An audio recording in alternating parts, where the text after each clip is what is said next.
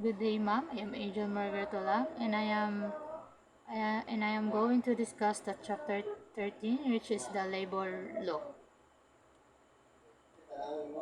We have here the learning objectives, enumerate the classification of employees, their benefits, privileges, and policies affecting them, identify some benefit best practices in handling human resources in tourism establishment, identify the procedures in handling sexual harassment in the workplace, and explain the rights of workers employed in a tourism establishment. We have here the topic I've outlined, the introduction, constitutional provisions on labor, classification of employees, benefits, privilege policies affecting employees, law against discrimination, sexual harassment in workplace, and best labor practices in tourism establishment. Introduction.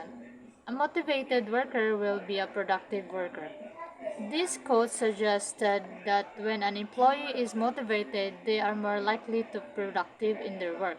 Motivation can come from various sources such as sense of purpose, recognition, or intrinsic satisfaction, and it tends to drive individuals to put in more efforts and dedication into their tasks, ultimately leading to higher productivity.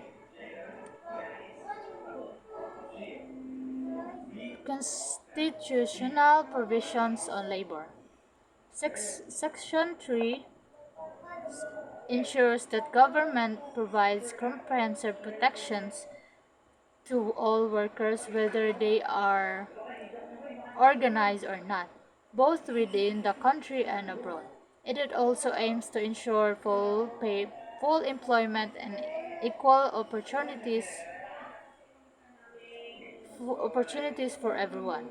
Section 14 mandates the protection of female workers by ensuring safe and healthy working environments, considering their maternal roles and providing facilities and opportunities to improve their well-being and contribute fully to the national development.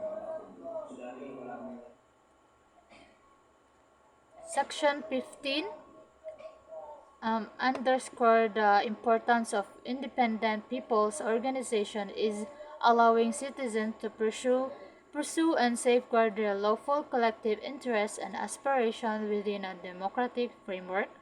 Section 16 asserts that the right of the individuals and their groups to participate effectively and reasonably in a social, political, and economic decision-making process at all levels.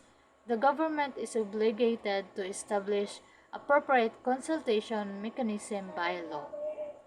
Next is we have here the classification of employees. Employees of the company may be classified as follows: regular employees, casual employees, seasonal employees, project employees, probationary employees, employees for a fixed term, overseas Filipino, and special workers such as apprentice, learners, and handicapped workers. We have next is we have the benefits, privilege policies affecting the employees. Minimum wage. Minimum wage refers to the lowest amount of compensation that employers are legally required to pay their employees for their work. It is set by government regulations and aims to ensure that the workers receive a fair and legible wage for their labor. Next is you have here the collective bargaining. This means conferring promptly and in good faith for negotiating agreements with respect to wage, hours of work, and etc. In process, which representative of the group of workers, typically a labor union, negotiate with the employers on behalf of the employees to determine terms and conditions of the employment. Next is we have the Labor Management Council. Labor Management Council is a forum where representatives of labor union and management meet to discuss issues related to employment, workers' conditions, and other matters affecting the workplace. These councils facilitate communication and collaboration between workers and employment to promote mutual understanding and resolve conflict. Next is the maternity and paternity leaves. Maternity and paternity leaves are types of paid or unpaid leaves granted to employees who are expecting to have or recently had a child. Leaves is typically for mothers, allowing them a time of work before and after childbirth to recover and care for their newborn. Paternity leave, on the other hand, is the father providing them with time off to bond with their new child and support their partner. Next is the union rights, strikes, and lockouts. Union rights Union rights refers to legal protection and privilege granted to labor union and their members. These rights may include the freedom to organize, bargain collectively, strikes, and engage in other activities in advance workers' interest and improve working conditions. Strikes and lockouts are labor disputes tactics used by workers and employers, respectively, to apply pressure during negotiations. Strikes occur when workers collectively refuse to work as a form of protest or to demand better terms of employment. A lockout, a lockout, on the other hand, is initiated by employers who temporarily suspend or work or prevent employees entering workplace until labor dispute is resolved. Next is we have here the service charge. Service charge is additional fees added to a bill in exchange for service provided. In the context of employment, service charges can refer to gratuities or a charge added to customers' bills in industries such as hospitality and food services, which are then distributed among employees as part of their compensation. Next is employment contracts. Employment contracts are legally binding agreements between employer and the employee that outline the terms and conditions of the employment. These contracts typically include details such as job responsibilities, compensation, benefits, working hours, and termination procedures. Employment contracts help clarify the rights and obligations of both parties and provide the framework of resolving disputes. Next is the death benefits. Death benefits are financial benefits provides the surviving family members or beneficiaries or deceased employees. These benefits may include compensation for funeral exchange, expenses, a lump sum payment, ongoing financial support, or other forms of assistance to help the financial burden caused by the death of the employee. Death benefits are often provided as part of the employer sponsored life insurance policy or through government programs such as Social Security.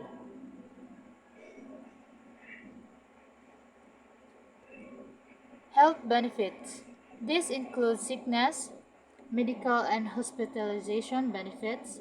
Next is the drug testing under the Republic Act of number 9165 June 7 2002, also known as the Comprehensive Dangerous Drugs Act of 2002. 2. Drug testing shall be done by any government forensic laboratories or by any of the drug testing laboratories and monitored by the Department of Health to safeguard the quality of test results. Next is the retirement under Article 287 of the Labor Code as amended by Republic Act number 7641, also known as the New Retirement Law. Any employee may be retired upon reaching the retirement age established in collective bargaining agreement or other applicable employment contract. And the last one is we have here the uniform policies. Tourism establishments like restaurants, hotels, motels, and those engaged in water transportation services mandate will groom staff and clean uniforms. SSS or PhilHealth Employees Compensation Commission and Pag-ibig. Private sector workers in the Philippines are included under the Social Security of a System or SSS law, which aims to offer the broad protection against different uncertainties such as disability, illness, maternity, aging, and demise. Furthermore, PhilHealth manage health insurance for private sectors, employees providing both inpatient and outpatient medical services. Additionally, membership in the Pag-ibig funds is compulsory for those covered by SSS, offering benefits like housing and disaster loans alongside a saving program. Next is the termination of employment. It is the constitutional right of workers to security, to nurture their right to be protected against decimal, expect for the just and authorized cause and without prejudice the requirements of the notice under Article 283 of the Labor Code. Due process in termination disputes in the heart of the security of the tenor and is personal or to the employee. Next is we have here the law against discrimination. Article 3 Declaration of Basic Policy. The state shall afford protection to labor, promote full employment, ensure equal workers' opportunities regardless of sex, race, or creed, and regulate the relations between workers and the employers. We have here the sexual harassment in the workplace.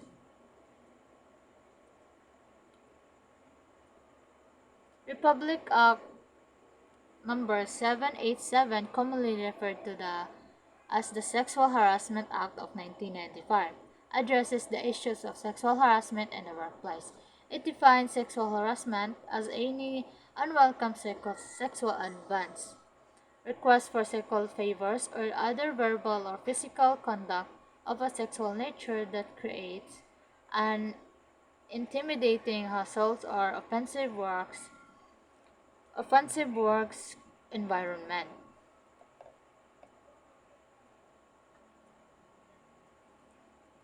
Next is the best labor practices in tourism establishment. The subject underscores the significance of implementing optimal labor practices across different segments of the tourism sector, emphasizing the pivotal roles of proactive and supportive human resource department in improving employee well-being and driving company advancement. Encouraging an open door approach with company executive collective effectively communication and encourage joint accountability between management and staff for fostering a conducive work atmosphere and mutual prosperity. And that's all for the chapter 13. And thank you for listening.